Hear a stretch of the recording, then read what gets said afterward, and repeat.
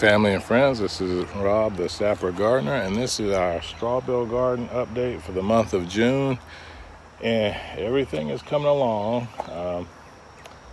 This is our first year doing it, so we're not really sure, what type growth to expect. But everything in the straw bale is pretty much on pace with everything that we've planted out in our regular raised beds or in ground. So let me flip you around, and I'll kind of walk you through everything, and then we'll walk over to the new straw bales we got that we're still conditioning.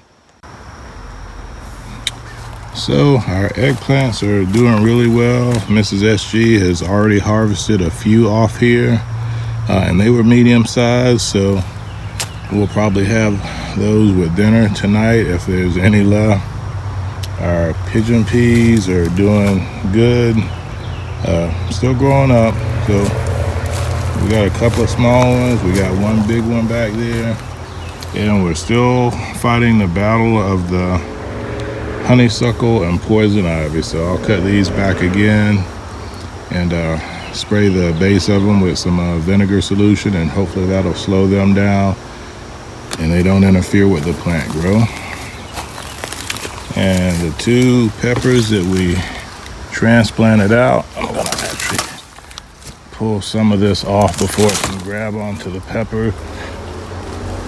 I'm sorry about the shaky camera work. Okay, so afterwards I'll clear it a lot better, but we definitely don't want the poison ivy or the honeysuckle choking out our pepper plants. These are two transplanted Ancho Gigante peppers, and they're doing okay. No peppers yet, but they're still growing good. The tomatoes are doing good.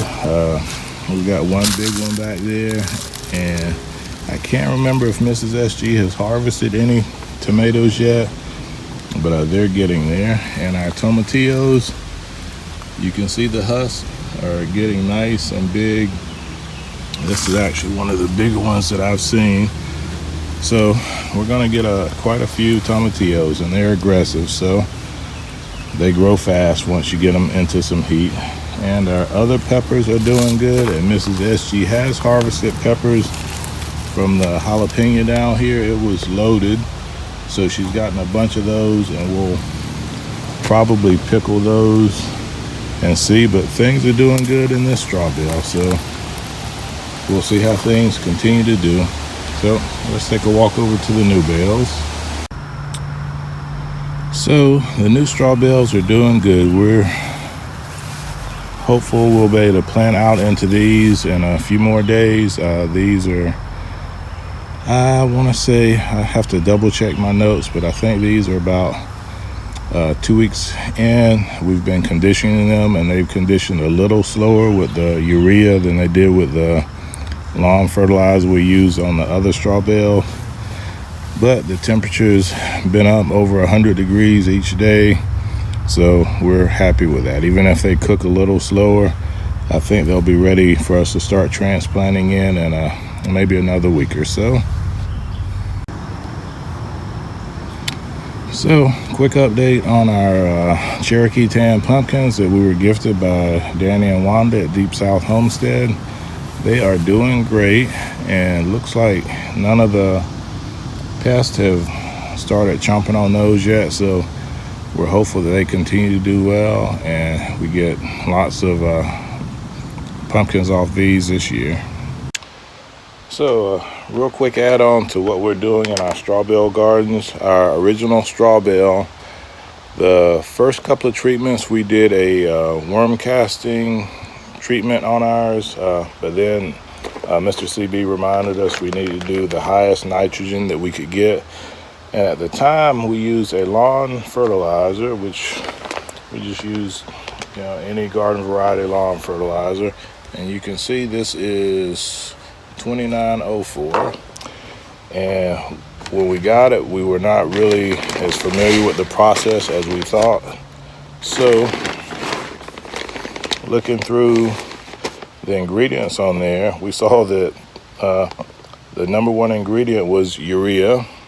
So it was, of that 29%, 21% was urea, and 77.2% was other nitrogens, and then a small part was water insoluble nitrogen. So when we went and we got our sale at the garden center that's going out of business, we just got pure urea. So this is a very, very high nitrogen content. So we used the lawn fertilizer on our straw bale in the frame. The 5 straw bales that we have that are not in the frame, we're just using urea on, which is 45% total nitrogen, if you guys can see that. So we're going to try this, and the bales are heating up, so we figure if 29% is good, 45% should be better, but we'll know once we get the plants in there. And another tidbit, we do fertilize our frame straw bale garden every couple of weeks, and for that we are using just worm castings. So we'll do about a couple worm castings on each individual straw bale that's in there, and so far it's doing good. We just have to control the weeds in there. So real quick tidbit on what we're using in our straw bales. You can always check out the other collaborators in this collab. Brainstorm Acres, Opie at Brew City Gardening, Linda at PG Nano Farm. I'll put everybody down below so you can find them. So won't keep you guys too long, just a real quick update on the straw bale garden. So as always, this is the Sapper Gardener, Rob. God bless our great country, America. You, wherever you reside in the world, your garden, your homestead, your plot, your allotment, your kitchen, your meals, and your harvest. Take care. Sapper out.